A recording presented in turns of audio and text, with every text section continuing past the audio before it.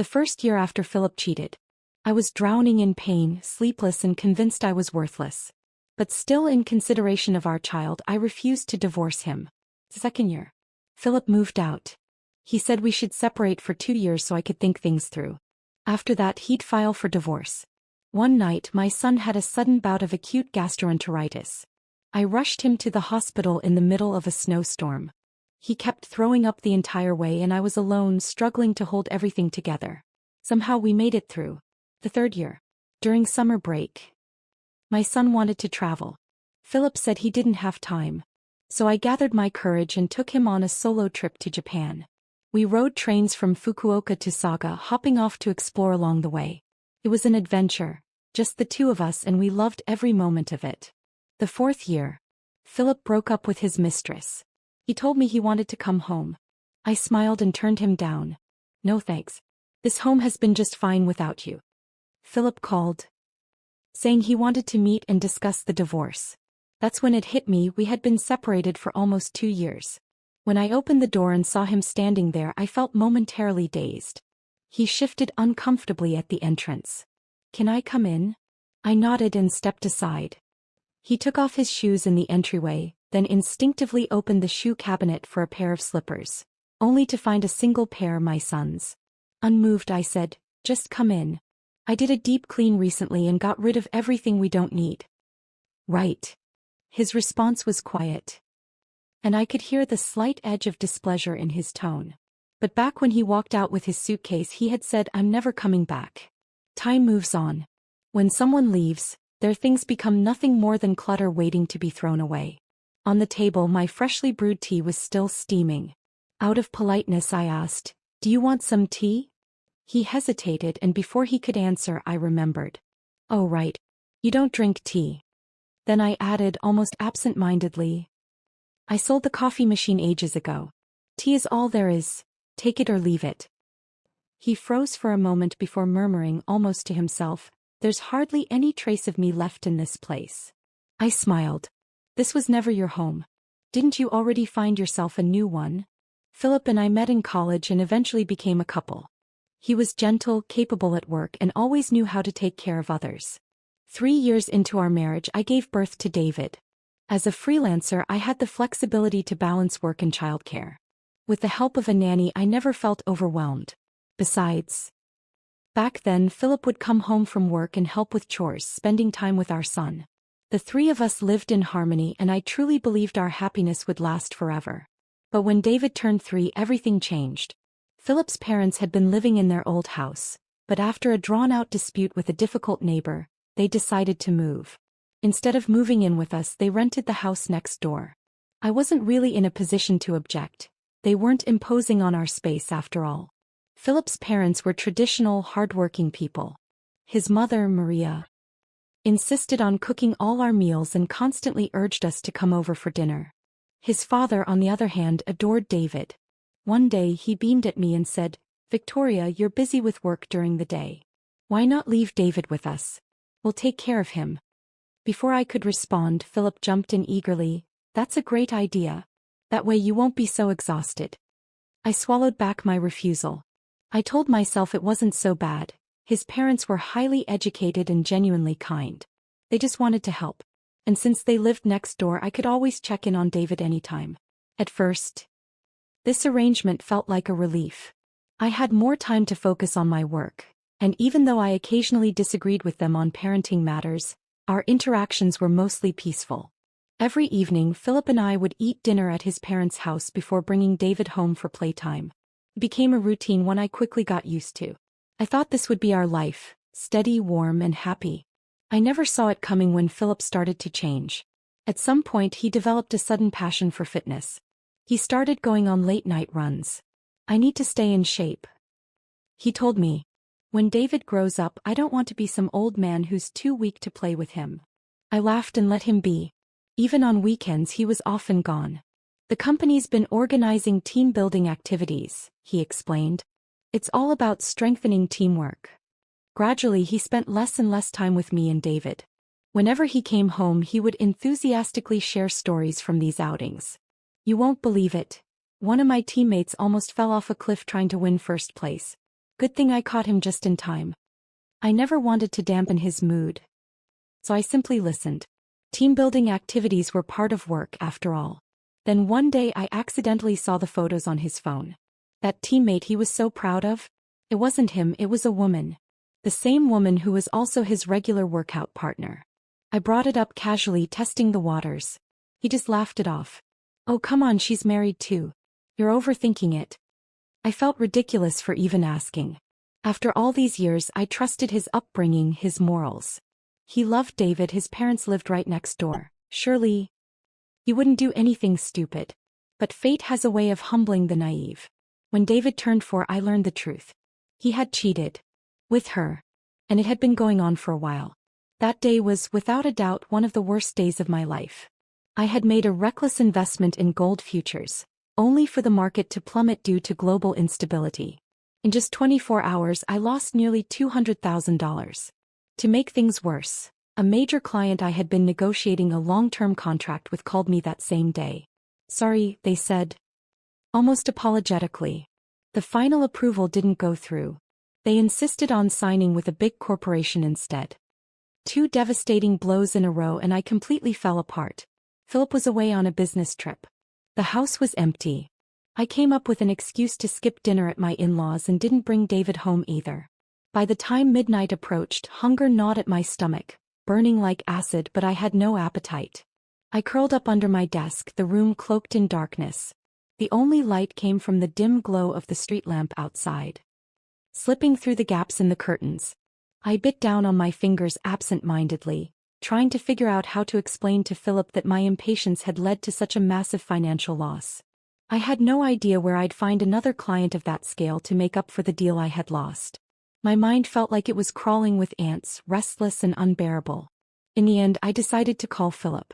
He had the right to know about my mistake. And deep down, I still longed for his comfort. The phone rang. No answer. I called again. And again. Still nothing. That was odd. Philip was usually up past 1 when he was home. Why wasn't he picking up?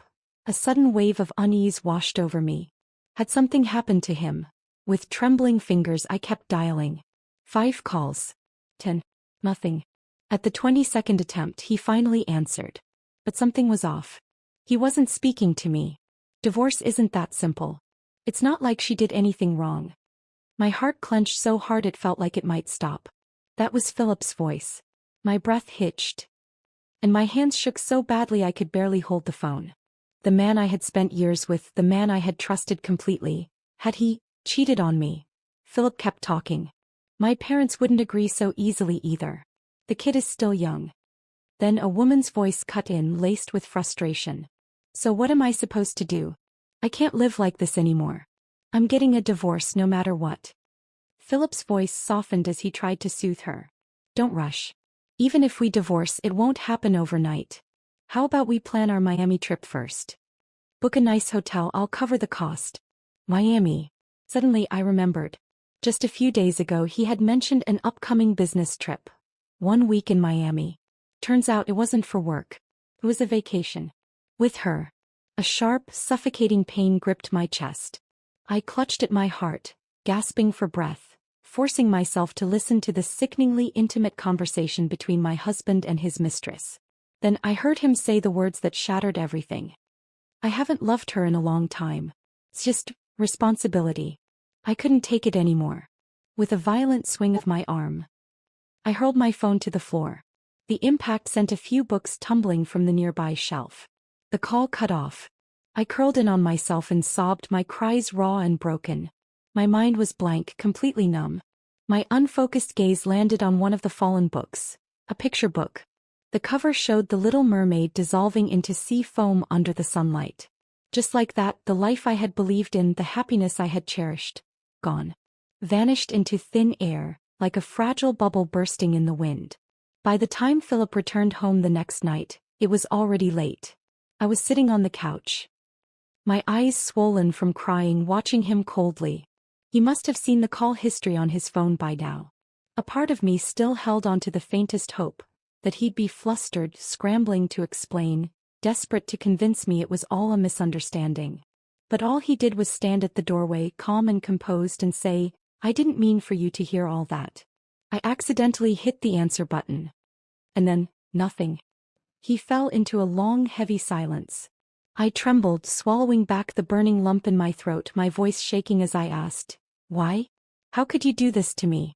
To David?" He kept his head down, staring at the floor. Not looking at me. Not saying a word. I snapped. Rushing toward him, I slapped him across the face. "Philip, you're not even human." Then I turned and stormed into the bedroom, dragging out a suitcase. "If this is how you want to handle things, then there's nothing left to say. I'm taking David and going back to my parents' house." For the first time that night he moved, stepping in front of me to block my way. "It's late. Don't make a scene. It's not that I don't want to talk. I just haven't figured out how." I looked up at him, my vision blurred with tears. But the truth was, we both knew I was bluffing. My parents' house was never an option. My mother had been sick for years. Her health was fragile, too weak to handle this kind of shock. The last time Philip and I had a big fight, I had called my mom in frustration and blurted out, "I can't take this anymore. I want a divorce." The next morning my father called, furious. "Do you even think before you speak? Your mother was up all night worrying. She ended up in the hospital this morning with heart trouble." From that moment on, I understood, I could never see my parents as my escape route. So, pulling out my suitcase was just a desperate attempt to force a reaction from him. But what reaction was I even hoping for? What was supposed to come next? I had no idea. My head was spinning with grief and rage, clinging to the impossible thought that maybe, just maybe, this was all a bad dream. That I'd wake up and none of this would be real. But it was real. That night we slept in separate rooms. Or at least he slept. I lay awake, tossing and turning, my mind a whirlwind of unanswered questions. Why? What did she have that I didn't? What made Philip forget this home, forget me? And why, even after being caught, didn't he even bother trying to lie to me, to reassure me, to soften the blow? A terrifying realization settled over me. Catching him cheating didn't automatically put me in the right. Didn't magically give me the power to reset our lives. Because his heart was already gone. And nothing I did could bring it back. The next day we sat across from each other on the couch, the silence between us heavy and suffocating. Philip ran a hand over his face, looking exhausted. Finally, he spoke. "I don't even know how things got to this point," he admitted. "Maybe it started after David was born. You focused all your attention on him. Or maybe it was when my parents moved next door. Knowing they could help with the house and the kid, I just started spending more time outside." His voice was slow, almost detached, as if he was trying to rationalize something irrational. "I never planned for anything to happen with her. Guess did. She moved here from out of town, married into a family with 2 kids. Their house is small. So she has to live with her in-laws. She's miserable. She'd vent to me about her home life, and at first I was just trying to be supportive, you know? A good boss checking in on my employee." And then, his words trailed off. He didn't need to finish the sentence. I didn't want to hear it anyway. I cut in, my voice sharp and cold. "So what now? You want a divorce so you can marry your perfectly compatible subordinate?" I was yelling. But inside I was shaking. Because I was afraid of what he'd say next. Afraid he'd simply answer, "Yes, I want a divorce." At that moment, it wasn't even about the love that had already soured beyond recognition. It was the sheer terror of not knowing what came next. Yes, I was a freelancer. My time was flexible and I made my own money. But when work picked up, when deadlines piled up, I needed someone to help take care of David. For years, Philip's parents had filled that role. I had long forgotten what it was like to rely on a nanny. If we divorced and I had to raise David alone, could I even afford full-time childcare? My income fluctuated. Hiring a live-in nanny would cost nearly 10 grand a month. And that was assuming everything went smoothly. But I had just lost a major investment. My biggest client had backed out of our deal. What if I couldn't land another contract in time? What if the child support barely covered anything? What would happen to the house? And worst of all, if Philip did marry her, would he abandon David completely? What if our son got sick or needed something I couldn't provide alone? A crushing weight settled on my chest, suffocating me. Philip was quiet for a long time. "I don't know," he finally said. "Before you found out, I never really thought about divorce." "And now?" I pressed. Silence. A pounding ache spread through my skull. I hadn't slept all night and the lack of rest was triggering one of my migraines. Philip noticed. He got up, walked to the kitchen and returned with a glass of water and some painkillers. "Take these," he said. "Get some rest. I'll go check on David." And just like that he sidestepped the question. Then he was gone. I closed my eyes. And all I felt was emptiness. I had no idea where to go from here. In the days that followed, we both silently avoided the topic. There was a fire burning inside me, a desperate need to let it all out, yet I held back, afraid that once I did the outcome would be something I wasn't ready to face.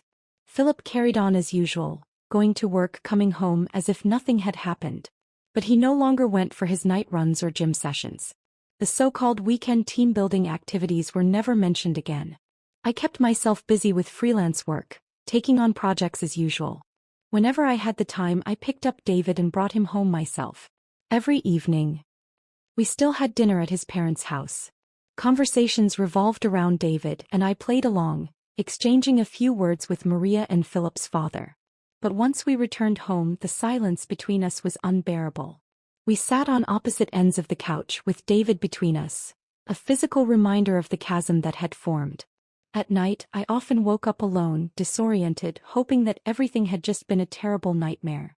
But the cold, empty space beside me reminded me that this was real. And all I could do was cry myself to sleep night after night. Until morning came. There is no greater agony than standing at a crossroads, unable to choose a path. From the outside it looked like I had options, like there were many roads ahead. But every one of them was shrouded in fog, lined with thorns, leading nowhere I wanted to go. Philip's parents must have sensed something was wrong. On weekends they started taking David out more often, leaving the two of us alone in the house. Philip, in turn, had resumed his old habits. He helped around the house again, washing dishes, folding laundry, quietly slipping back into the routines of a husband who cared. Sometimes I brewed a pot of tea and put on a movie. He would sit on the opposite end of the couch, eyes locked on the screen, though I couldn't tell if he was actually watching or just lost in thought. Only when his phone lit up on the sofa did his gaze flicker toward it. But he never picked it up. I knew what he was struggling with. He was torn between this home and the woman outside. And I was trapped in my own quiet heartbreak. Heartbroken over my own weakness, my own helplessness. Heartbroken that, despite everything, I still couldn't find the strength to leave. That some foolish part of me was still waiting, hoping, praying that he would come back, that we could return to the life we had before. But in the end he didn't even give me that chance. Philip brought up divorce late one night out of nowhere. He sat across from me looking drained, his expression twisted with pain and guilt. "I can't lie to you anymore," he said, his voice hoarse. "I never really ended things with her. I've thought about this over and over and I don't feel the same way anymore. I care about you as family, as a friend, but there's nothing left between us as a couple. Please let me go. Let's get a divorce." His words cut through me like a knife. So many years of marriage and all it came down to was let me go. A bitter numbness spread through my chest. "She's divorced now, isn't she?" I swallowed back my tears and sneered. "And now you're ready to abandon your wife and child too?" He hesitated, then nodded. "Yes. She left her husband for me.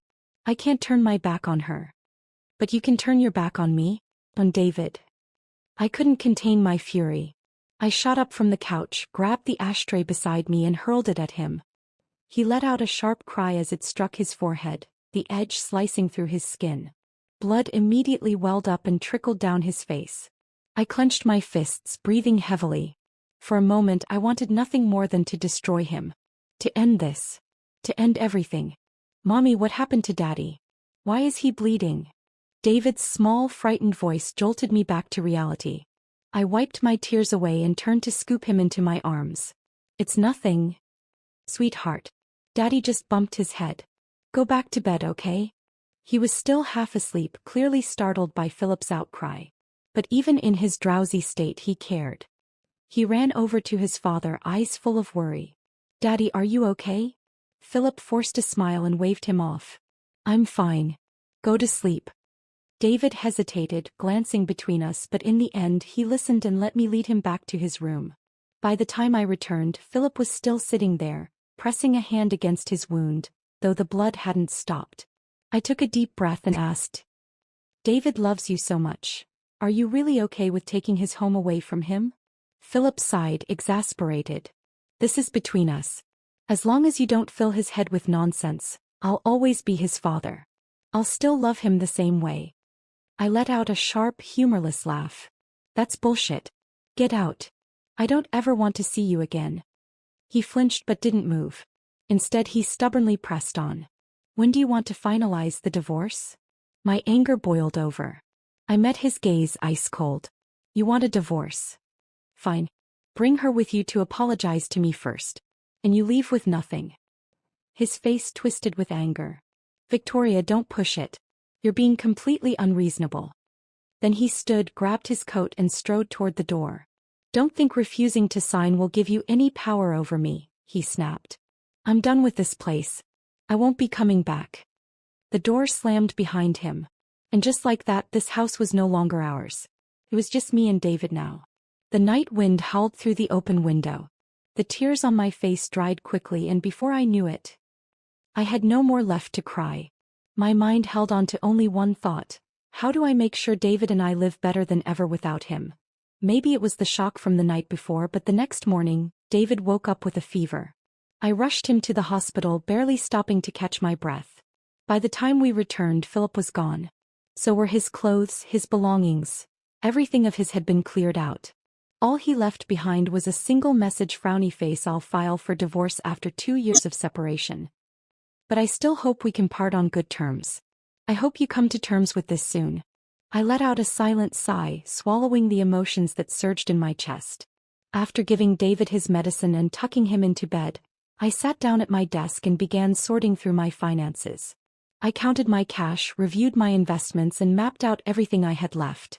Philip and I had roughly the same amount of money. If we divorced, I wouldn't be getting much from him. The house would likely be split 50-50. I decided to set aside only a small portion of my funds for high-risk investments, placing the rest into safe, stable assets. This was my safety net, David's future. I couldn't afford to gamble with it. As for whether Philip would voluntarily pay child support or contribute to household expenses, I had no illusions. A man willing to abandon his wife and child wouldn't be relied upon for financial support. His final, decisive departure left a gaping wound in my heart. The cold wind that rushed and stung like ice, but it forced me awake. I straightened my back and forced myself to confront a future without him. Victoria, I told myself, you've spent 30 years hesitating, overthinking and playing it safe. It's time to change that. With renewed determination, I pulled up my list of old clients and started making calls one by one. Maybe luck was finally on my side. Several former clients whom I hadn't spoken to in years were suddenly interested in working together again. A long-lost spark of excitement ignited inside me. And for the first time in a long while, I felt confident again. These past few years after having David, I had lost my drive. I had let myself slow down. It was clear now. Complacency was a luxury I could no longer afford. By the time I finished my last call, the afternoon sun had climbed high in the sky. David was still asleep, but his fever had finally broken. I was about to head to the kitchen to make him some porridge when the doorbell rang. I opened the door to find Maria standing there, her eyes red-rimmed, her hands full of food containers. It was clear. Philip had already told them his decision. "Can I come in for a moment?" she asked hesitantly, her voice unsure. I hesitated. Then, despite everything, I found myself nodding. For years Maria and her husband had been good to me and David. They didn't deserve to be shut out just because of Philip's choices. "We already gave him a good scolding," she said as soon as she stepped inside. "His father even slapped him across the face." Her voice trembled and tears welled up in her eyes. "I know Philip is in the wrong. I never imagined my son would turn into the—" I stayed silent. "Victoria, he's lost his mind, his life was too easy and he got careless. Can you give him some time? Don't rush into a divorce just yet." I let out a bitter laugh. "It's not me who wants a divorce," I said flatly. "Philip is the one in a hurry to run off into the sunset with her. He's the one begging me to let him go." Maria spat on the floor in frustration. "As long as his father and I are still alive, he can forget about getting a divorce. I didn't have the energy to argue. It didn't matter what she thought. Philip had made his choice and so had I.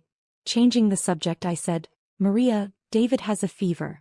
Could you help me make some porridge and watch him for a bit? I have several video meetings this afternoon and won't be able to stay with him the whole time. Maria immediately nodded. Of course. You go work, I'll take care of him. She was an excellent cook. Even though I had no appetite, I forced myself to finish a bowl of rice. I had no intention of cutting off my in-laws just because of Philip. David still needed care and for now, they were the best people for the job. I needed to use every resource available to me. Because my priority now wasn't fighting over a broken marriage. It was making myself strong enough to weather any storm. I remember taking a personality test once. The instructor had laughed at my results. Your feeling score is a 2. Your thinking score? A solid 18. You're a pure rationalist. Back then I had been so in love with Philip that I had forgotten that about myself. I had built a life on just those 2 points of emotion. Foolishly believing love alone would be enough to make everything work. But now, after everything that had happened, I finally saw the truth. Love, anger, hatred, none of it held any weight in the face of reality. And feelings. They were fleeting, unpredictable, and utterly unreliable. Life didn't stop just because Philip was gone. David still spent a lot of time at Maria's place, eating meals and playing like nothing had changed. As for me, I was busier than ever. Every day was packed with work, constant client meetings, and back-to-back negotiations. But whenever I had time, I made sure to be with David, helping him with schoolwork, taking him out, making up for every second I had once taken for granted. Philip and I still exchanged occasional messages on WhatsApp. I had no problem listing out every single household expense and sending it to him. He wasn't dead. He wasn't even divorced yet. That meant he was still financially responsible for half of everything. Surprisingly, he accepted this arrangement without complaint. The money always arrived on time.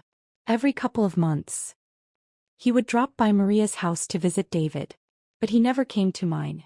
And I never went to Maria's for dinner anymore, which meant Philip and I never saw each other. Maria, ever the peacemaker, tried to reassure me whenever she dropped David off.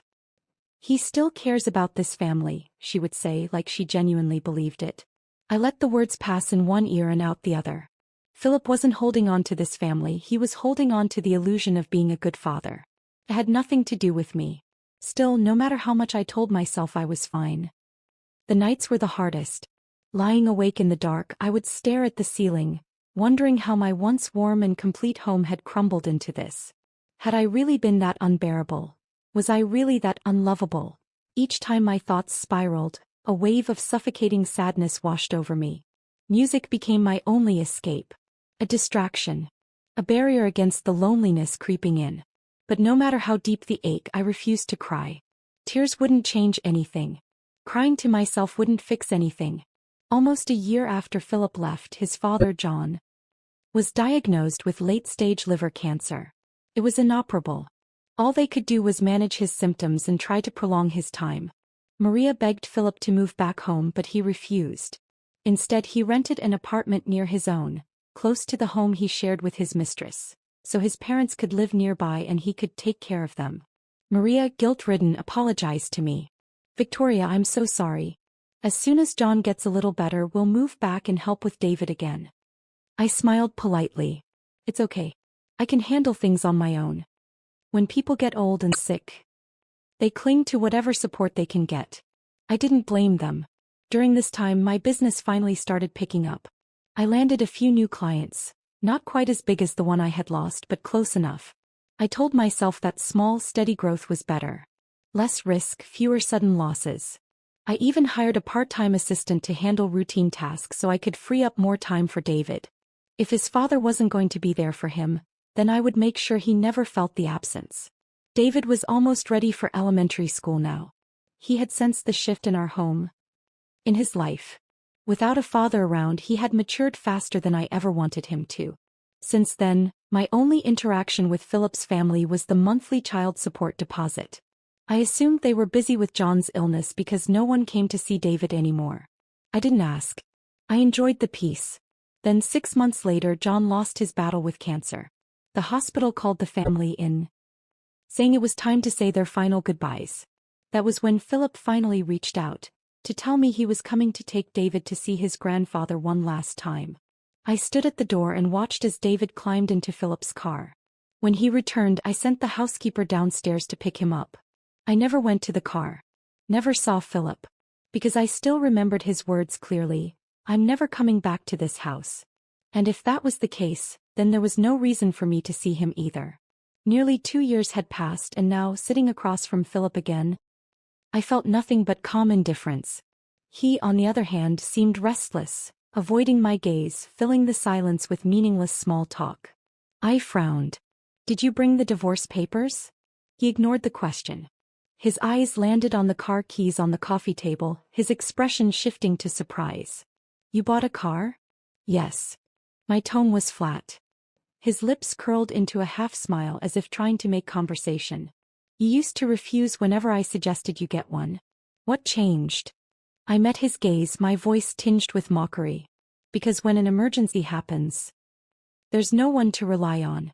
I had to learn to rely on myself." The smile faded from his face. After John passed away, Maria's health deteriorated. Now she could only manage the occasional phone call to check in on David. But that was fine. Life had become steady and I was content with that. We no longer spoke of Philip. But that winter David fell sick, and for the first time I truly understood what it meant to be alone. It happened in the middle of the night.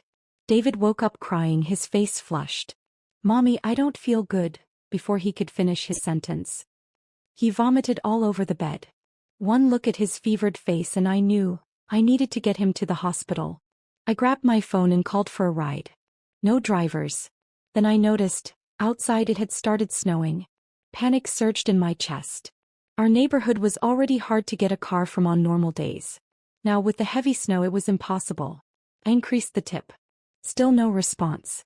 Meanwhile David kept throwing up, clutching his stomach, crying in pain. Out of desperation, I thought of Philip. Maria had mentioned that he lived only 10 minutes away. I hesitated for half a second before dialing his number. It rang a few times before his groggy voice came through. "Hello? Philip, I need you to come here." "No. David's really sick. I can't get a ride." My voice was pleading, desperate. He paused. Then, sluggishly, he replied, "I just got back from a business trip. My head is killing me.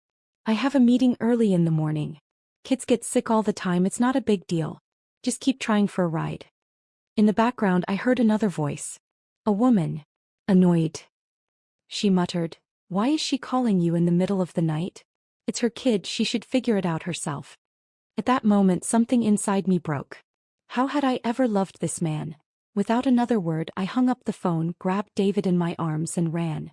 The snow outside had already piled high. It was freezing. Yet my whole body was drenched in sweat. I ran all the way to the main road, my breath coming out in sharp gasps. At last I spotted a fast food restaurant still open. I stumbled inside, begging for help. One of the employees, a young man with a car, immediately offered to drive us to the hospital. David kept vomiting during the entire ride, barely able to sit upright. He could only lean against me, his little body limp with fever. When we arrived, the young man helped carry him into the emergency room. As he set David down, he asked casually, "Where's his dad?" I barely moved my lips as I replied, "Gone." Then came the test results. The doctor hesitated before speaking. "His white blood cell count is extremely high. We need to monitor it overnight. If it doesn't go down, we might need to consider the possibility of leukemia." I went numb. I hadn't dressed properly before rushing out, and now my sweat-dampened clothes clung to my skin, making me shiver uncontrollably. But I didn't have time to feel cold. In a daze, I carried David to the 4 station, paid for his medication and held him close while he slept, his small hand resting in mine. The hospital at night was still bustling. Mothers and fathers surrounded me, working together, taking turns comforting their sick children. Some had grandparents there too, offering extra support. I had no one. The emptiness hollowed out my chest, leaving nothing but a dull, aching void. I had spent the whole night running on adrenaline. Now my stomach, empty from hours of stress, twisted painfully. A familiar burning sensation crawled up my throat. An old enemy, my stomach ulcers rearing their head again. Pain shot through me. But it also snapped me back to reality. There was no time for self-pity. I had to start preparing. If David was sick, if it really was leukemia, what were my next steps? Where was the best hospital for treatment? How much would it cost? Would I need to sell the house? How could I balance working and taking care of him? I pulled out my phone and started taking notes, writing down every possible scenario, every obstacle we might face. Tears blurred my vision, dripping onto the screen. I wiped them away and kept writing. Not a single one of my plans included Philip. I had long since stopped expecting anything from him. But if it came to it, if we needed a bone marrow match, if we needed financial support, I would drag him to court if I had to. I exhaled sharply, forcing myself to focus. No matter what was ahead of me, no matter how steep the climb, I would get David through it. I would carry him down any road, no matter how treacherous. And I would do it alone if I had to. Luckily, fate was on our side. By the next morning, David's fever had broken, and his white blood cell count had returned to normal. After a thorough checkup, the doctor confirmed it had all been a false alarm. It was just the flu. Because he was still young, his symptoms had been more severe than usual, but there was no underlying condition. And so, the very first thing I did after that terrifying night was buy a car. I figured I'd be needing it often, I said flatly to Philip. Better to rely on myself than to waste time begging for help. I told him without emotion about that night, about the sheer panic, the helplessness, the desperate search for a way to get my son to the hospital. A night he had been completely absent from. Philip lowered his head, guilt flickering across his face, but still he tried to defend himself. I really wasn't feeling well that night. I didn't know David was that sick. If I had known. He stopped mid-sentence as if realizing that whatever excuse he came up with, it wouldn't change anything. Because at the end of the day he had no real promises to give. I smirked, unimpressed, and steered the conversation back to what actually mattered. I'm keeping this house, I said. David's school is nearby and I'm used to living here. If you agree, I'll buy out your half. Philip didn't respond. Instead, he hesitated for a moment before saying, I didn't come here just to talk about the divorce. I remembered something. The last time I spoke to David on his birthday, he told me he wanted to go to Japan to see the owls. I have some free time now. Why don't we take him? His expression was hopeful, almost eager. I looked into it. There's an owl exhibit at Hughes 10 Bosch. They let you pet them. And there's a fireworks festival, he'd love that. Let's go together. I let out a sharp laugh. The last time? I repeated, mocking. David's birthday was in May. He was barely 5 the last time you called to wish him happy birthday. He's been in elementary school for months now and you're only just remembering. What? Your schedule finally cleared up. You're done playing house with your mistress and her kids. He stiffened, caught off guard. For a second he seemed genuinely disoriented. Have I really been gone that long? He murmured. I walked over to the bookshelf, picked up a framed photo and handed it to him. I already took him, I said. Philip stared at the picture in stunned silence. You were right, I continued, my voice even. He loved that owl exhibit. So much so that we went 3 times before he was satisfied. Philip's fingers tightened around the frame. You went alone? Just the 2 of you? You used to be terrified of traveling alone, he said slowly, as if struggling to reconcile the past with the present. You were always afraid of getting lost, of not speaking the language well enough, of something going wrong. You worried about David getting sick overseas and not knowing how to get him medical help. How did you? I smiled. Because fear is a luxury. You're allowed to be afraid when you have someone to fall back on. When you know deep down, there's always someone there to catch you if you stumble. But when you have no one, when there's no safety net beneath you, you don't get to be afraid anymore. You just figure it out. And that's when you realize, most things aren't as impossible as they once seemed. On David's birthday, one of his classmates from preschool brought him a stuffed owl as a gift. The boy was full of excitement, eagerly recounting his experience of petting real owls in Japan. David was fascinated. He remembered how, in the past, Philip had always been the one to plan our trips, so without hesitation, he picked up the landline and called him. I hadn't known about it at the time. Later he came to me disheartened and asked, Mommy, why doesn't Daddy want to come with us? I told him way ahead of time, but he still said he didn't have time. I didn't want to burden him with the complexities of adult relationships. didn't want to tell him that his father's heart had drifted so far away that David was no longer his priority. One day he would understand. For now, I just comforted him, murmured reassurances, while silently cursing Philip in my mind. Then, I started thinking, could I take David to Japan on my own? Since Philip had left, I had done so many things I once thought I couldn't. What was a trip to another country compared to that? So, I planned everything meticulously, down to the last detail. And then just the two of us, David and I, set off on a 2-week journey through Japan.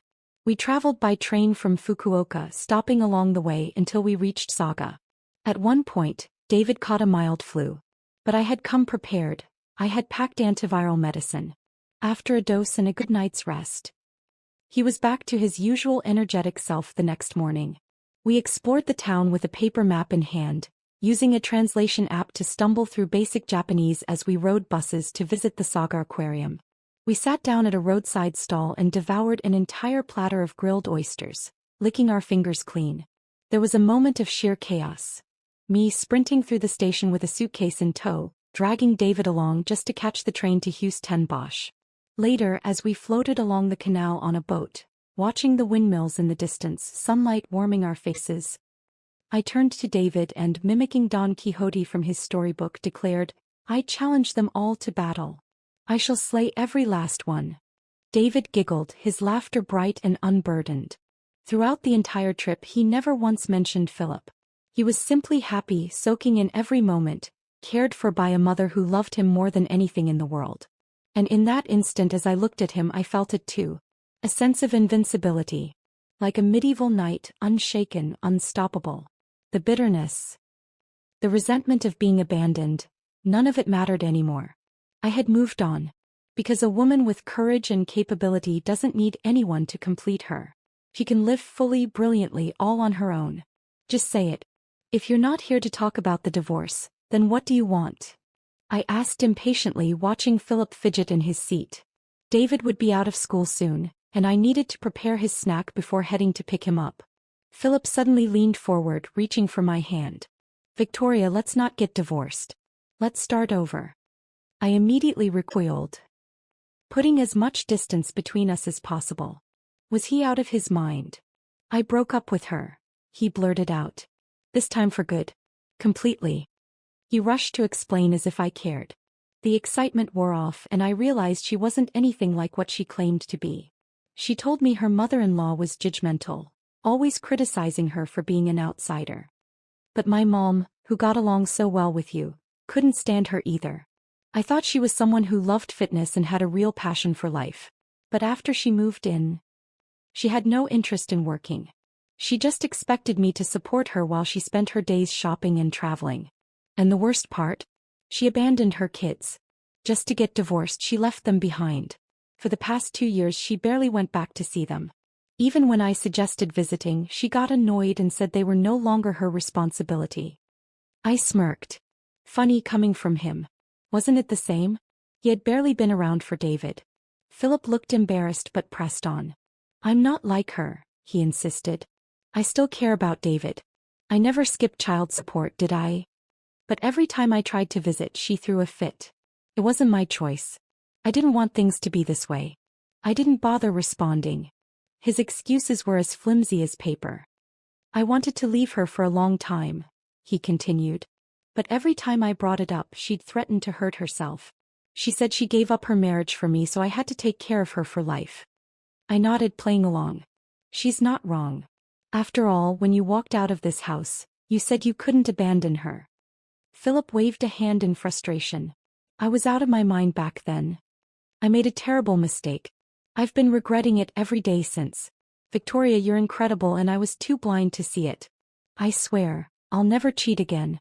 I'll take care of you and David. I won't miss a single moment in his life. Just give me another chance for David's sake. I laughed. Actually laughed. Philip, do you think this is some hotel? You leave when you want and come back when it suits you. He hesitated before weakly saying, but this is our home. I want to come back now. I exhaled sharply, biting back my disgust. You think I've just been sitting here, helpless and desperate, waiting for you to realize your mistake? That the moment you say I was wrong, I'll throw my arms open and welcome you back like none of this ever happened." He looked stunned. "But you never pushed for a divorce." I thought, maybe you were waiting for me too. That I still had a place here. I scoffed. And what else was I supposed to do? Rush into a divorce while my business was struggling, while I was barely getting by? When you left, I was drowning. David was sick all the time. I was exhausted, overworked, and losing sleep every night. If you had come back then, maybe, just maybe, I would have caved. I might have even been relieved. But you didn't come back. You didn't even spare your own son a second of your time. You didn't bother to be a father. So I stopped expecting anything from you. I forced myself to rebuild my business. Forced myself to figure out how to raise David alone. No matter how exhausted I was, no matter how overwhelming it got, I learned to balance it all. When David got sick and you couldn't be bothered to drive 15 minutes to help, I knew there was no one to rely on but myself. So I bought a car the very next day. So I'd never have to ask you for help again. When David asked you to take him on a trip and you turned him down without a second thought, I took him myself. And you know what I learned?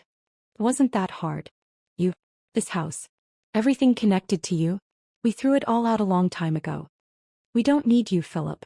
I leaned back, looking at him, taking in the pale, humiliated expression on his face. You should be thanking me, I added, voice steady. If you hadn't left, I never would have realized how capable I really am. His lips parted as if searching for one last excuse, one last plea. I didn't let him have the chance. Tell me, what possible reason do I have to let a man who abandoned his wife and child come crawling back after 2 years? I narrowed my eyes. If you've got any conscience left, be generous when we divide the assets. Pay extra child support. At least that way David will have something good to remember about you. Philip looked like he'd been slapped. His face turned pale, then red, then an ugly shade of blue. And I knew, if he had even a shred of dignity left, he wouldn't dare ask me for another chance. As expected, after that conversation, Philip never again begged for my forgiveness. We finalized the divorce quickly. Maybe my last words had pricked his conscience. When it came to splitting assets, we settled on a 60-40 division, with me taking the larger share. As for the house, I followed through on my promise. Using my savings, I bought out his share, securing full ownership. David's custody was granted to me, while Philip agreed to pay $2,000 in child support each month. I placed no restrictions on when he could see David. If he truly cared about his son as much as he claimed, then he could prove it with actions instead of empty words. Philip, perhaps realizing just how much of a bastard he had been, started making an effort. Whenever he had time, he reached out to David, offering to take him out. I watched from a distance, never interfering. I didn't care whether he was doing it out of guilt, fear of growing old without family, or just a fleeting attempt to make up for his past neglect. As long as someone was willing to spend time and money on my son, I had no complaints. Later, Philip and Maria moved back into our neighborhood. Now David had yet another place where he could be looked after. And I had more freedom than ever. More time to network, meet clients, and expand my business. Things only kept getting better for me. But Philip and we had only one reason to interact: David. Beyond that, I refused to exchange a single unnecessary word with him. Because no matter how much time passed, no matter how clean something looked, I would never make the mistake of stepping into the same filthy water twice. Beneath the surface, I knew there would always be rot.